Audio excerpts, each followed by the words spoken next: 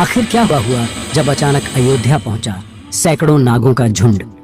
इनका संबंध नागलोक से बताया जा रहा है। आखिर राम मंदिर प्राण प्रतिष्ठा से पहले अचानक इतने सारे चमत्कार क्यों हो रहे हैं? सबसे पहले गिद्धों का झुंड राम मंदिर के आसपास दिखाई दिया, जिसे जटायु के वंशज कहा जा रहा है। लोग इनकी पूजा कर रहे हैं।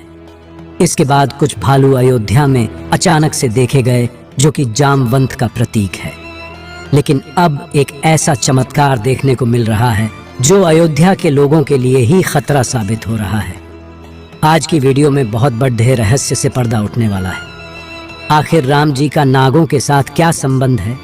आखिर प्राण प्रतिष्ठा से पहले इतने सारे नाग एक के बाद अयोध्या में क्यों निकल रहे हैं, वो भी अलग अलग प्रजाति के? आगे बढ़ने से पहले अगर आप भी एक सच्चे सनातनी हैं तो इस वीडियो को लाइक करके कमेंट बॉक्स में जय श्री राम जरूर लिखें। 22 जनवरी सोमवार के दिन अयोध्या के नवनिर्मित राम मंदिर में होने जा रही रामलला की प्राण प्रतिष्ठा का सभी देशवासियों को बेसब्री से इंतजार है। राम जी के भव्य स्वागत की तैयारी जोरों शोरों पर है। यह तारीख कोई आम तारीख नहीं है, बल्कि इसके पीछे बहुत ही खास महत्व छिपा हुआ है। आखिर राम मंदिर की प्राण प्रतिष्ठा के लिए 22 जनवरी का समय ही क्यों चुना गया? इसके पीछे का रहस्य जानकर आपके भी होश उड़ जाएंगे। त्रेता युग में प्रभु श्री राम का जन्म अभिजीत मुहूर्त में हुआ था। 22 जनवरी सोमवार के दिन मृगशीर्ष नक्षत्र में अभिजीत मुहूर्त का संयोग बन रहा है। यही कारण है कि इस तिथि को रामलला की प्राण प्रतिष्ठा के लिए चुना गया है। साथ ही यह भी माना जा रहा है कि इस शुभ मुहूर्त में रामलला की प्राण प्रतिष्ठा करने से प्रभु श्री राम सदैव मूर्ति के अंदर विराजमान रहेंगे। लेकिन जैसे जैसे प्राण प्रतिष्ठा का समय नजदीक आ रहा है, वैसे वैसे अलग अलग प्रजाति के नाग अचानक ही अयोध्या में प्रकट हो रहे हैं, जो कि अयोध्या वासियों के लिए खतरा बनते जा रहे हैं। लेकिन गिद्धों का और भालुओं का संबंध तो प्रभु श्री राम से बताया जाता है।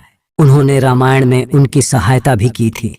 लेकिन इन नागों का श्री राम के साथ क्या संबंध है? आज की वीडियो में इस रहस्य से पर्दा उठने वाला है। चौंकाने वाली यह है कि इनमें दो प्रजाति के नाग अलग अलग क्षेत्र में बार बार निकल रहे हैं, जिनका संबंध वासुकी और तक्षक नाग के साथ जोड़ा जा रहा है।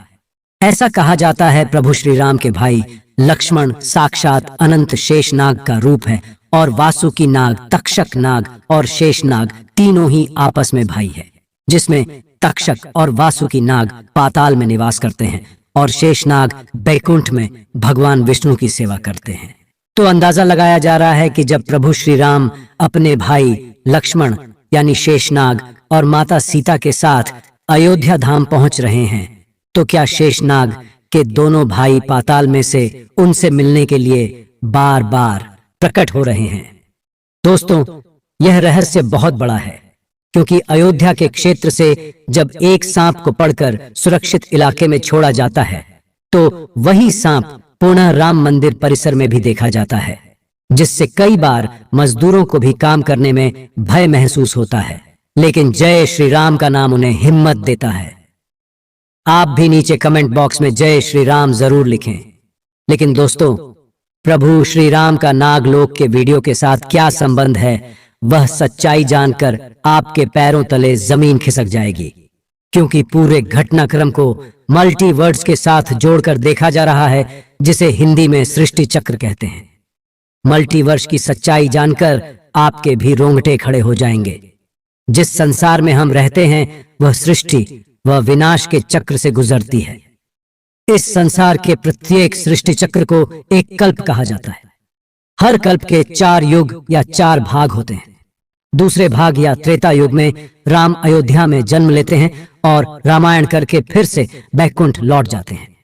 यानी कि अगर आप इस पृथ्वी पर अपना जीवन यापन कर रहे हैं, आप जो घटनाक्रम कर रहे हैं, वही बराबर घटनाएं किसी और यूनिवर्स या कल्प में आपके ही रूप के साथ पूर्ण होने वाली है या फिर हो चुकी है आगे। मल्टीवर्ड्स की सच्चाई को साबित करने के लिए एक ऐसी पौराणिक घटना आपको बताएंगे, जिसे जानने के बाद आपको भी मल्टीवर्स की सच्चाई पर यकीन होने लगेगा। इस दुनिया में केवल 3 विद्वानों को मल्टीवर्स को देखने की और उनमें जीने की, टाइम ट्रैवल करने की इजाजत दी गई है, जिसमें पहले है वासुकी नाग, दूसरे हैं तक्षक नाग और तीसरे हैं काक। देव तक्षक और वासुकी नाग के बारे में हम आपको बता चुके हैं, लेकिन सवाल उठता है आखिर काकभुशुंडी कौन है और आखिरी इन्हें प्रभु श्री राम ने अमर कैसे बनाया। वेदों और पुराणों के अनुसार काकभुशुंडी ने 11 रामायण और 16 महाभारत देखी ही हैं। वह कल्प के अंत तक अपने शाश्वत स्वरूप में जीवित रहेंगे। भगवान राम ने ही काकभुशुंडी को अमर बनाया था। कौवे के रूप में अपने एक जन्म के दौरान काकभुशुंडी की मुलाकात बालक राम से हुई। प्रभु खेल रहे था और उसने उसे पकड़ने की कोशिश की। समय आने पर काकभुशुंडी को भगवान के मुख के दर्शन हुए। बालक राम के मुख में आकाश गंगाओं और ब्रह्मांड को देखने के बाद काकभुशुंडी ने भगवान राम से दूर उड़ना बंद कर दिया और उनके पास लौट आए। काकभुशुंडी ने भगवान राम को न पहचानने के लिए क्षमा मांगी। भगवान ने उन्हें दिव्य मुस्कान दी और काकभुशुंडी से उनकी इच्छा पूछी। काकभुशुंडी ने कहा कि वह भगवान राम के प्रति अपनी भक्ति हमेशा हमेशा के लिए करना चाहते हैं। काकभुशुंडी के प्रेम और समर्पण से प्रसन्न होकर भगवान राम ने उन्हें आशीर्वाद दिया कि काल काकभुशुंडी को नहीं मार सकता और वह इस कल्प के अंत तक जीवित रहेंगे। जिसके बाद सृष्टि के 27 चक्रों तक जीवित रहे। उन्हें अमरता का वरदान प्राप्त हुआ। वे कौवे के रूप में जीवित रहे क्योंकि उन्हें भगवान राम के निकट रहने का अवसर मिलता था। जब भी भगवान राम का जन्म होता है वह अयोध्या जाते हैं और भगवान राम को एक बच्चे के रूप में बड़े होते और खेलते हुए देखते हैं।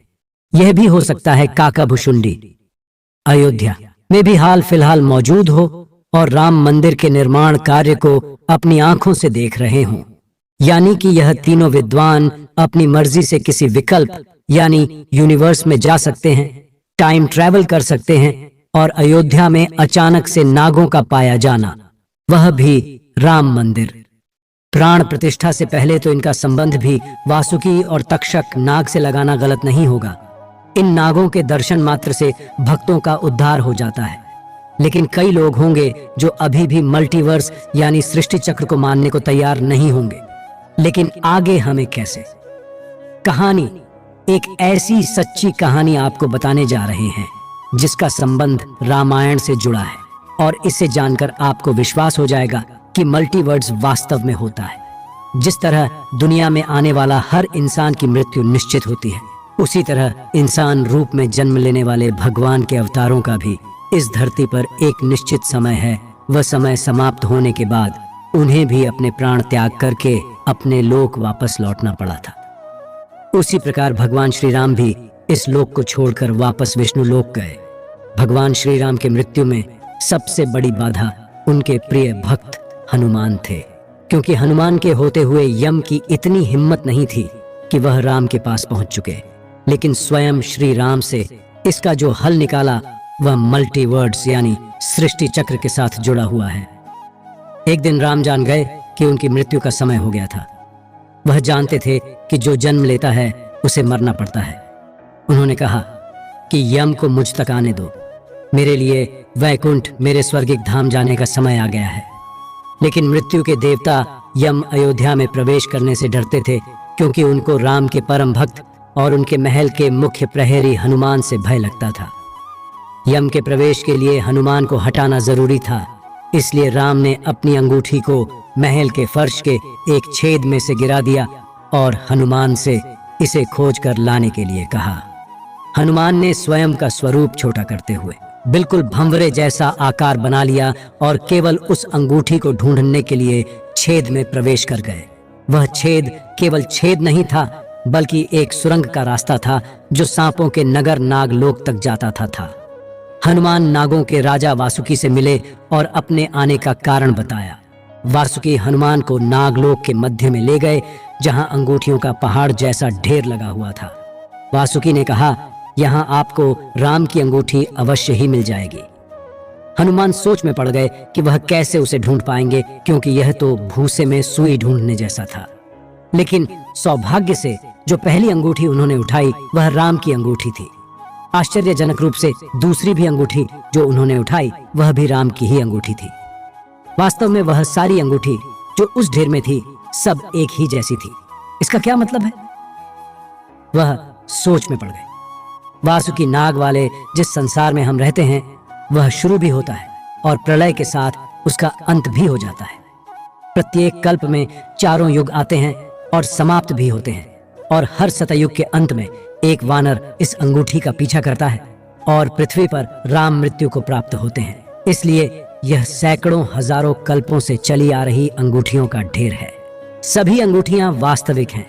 अंगूठियां गिरती रहीं और इनका ढेर बड़ा होता रहा। भविष्य के राम की अंगूठियों के लिए भी यहाँ काफी जगह है। हनुमान जान गए कि उनका नागलोक में प्रवेश और अंगूठियों के पर्वत से साक्षात कोई आकस्मिक घटना नहीं थी। यही मालती वर्ष का रहस्य था। यह राम जी का उनको समझाने का मार्ग था कि मृत्यु को आने से रोका नहीं जा सकेगा। राम मृत्यु को प्राप्त होंगे, संसार समाप्त होगा, लेकिन हमेशा की तरह संसार पुनः बनता है और राम भी पुनः जन्म लेंगे। इस घटना के बाद प्रभु श्री राम सरयू नदी में समाहित हो गए। उनके साथ अयोध्या का एक एक वासी भी सरयू नदी में समाहित हो गया। यहाँ तक कि कीट पतंगे और अयोध्या के पशु पक्षी भी सरयू नदी में समाहित हो गए।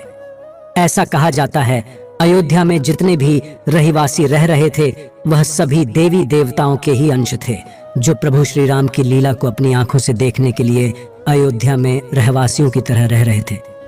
जब रामायण काल पूरा हुआ तो वह भी प्रभु श्री राम के साथ अपने अपने धाम लौट गए।